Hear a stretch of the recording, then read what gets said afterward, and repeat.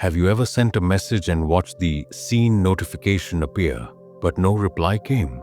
Or applied for that dream job, prepared for weeks, nailed the interview, only to get the rejection email? Maybe you confessed feelings to someone, and they said, "I just see you as a friend." That moment when your stomach drops and your mind starts spiraling, what's wrong with me? Rejection hits different because we make it mean something about our worth. But here's what Krishna taught Arjuna on the battlefield, and it changes everything about how you handle rejection.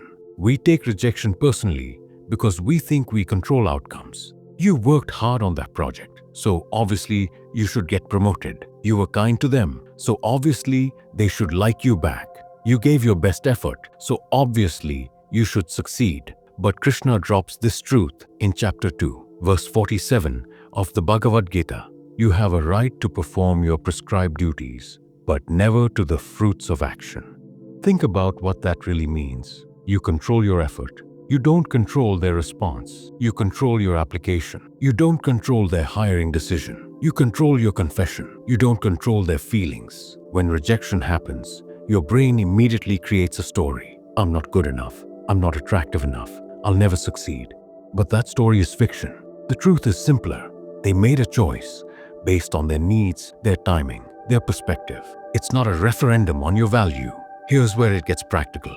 Every time you face rejection, ask yourself, did I give my genuine effort? If yes, then you've already won the only battle you've actually controlled. Krishna faced massive rejection. His own cousins rejected his peace proposal before the war. His advice was ignored countless times. But notice, he never stopped offering wisdom. He never said, "Fine, figure it out yourself."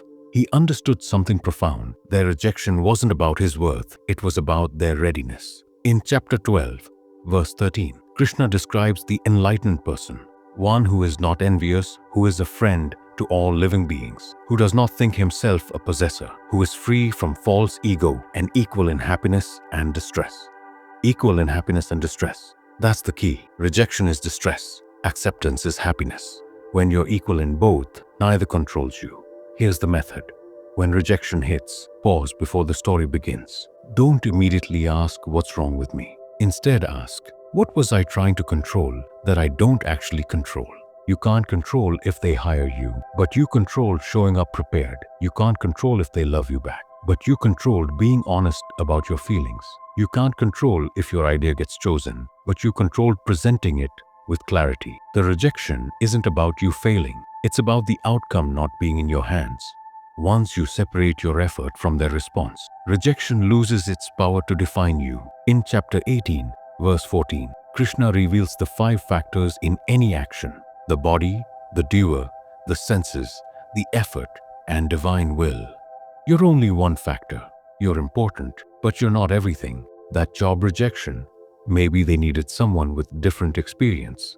That relationship rejection, maybe they're dealing with their own issues. That opportunity rejection, maybe the timing wasn't right. None of it means you're deficient. Here's what changes. You start seeing rejection as information, not identity. They're telling you not this path, not you're not worthy. Every rejection is redirecting you towards something better, aligned. Stop asking, "Why am I not enough?" Start asking, "What am I being redirected toward?"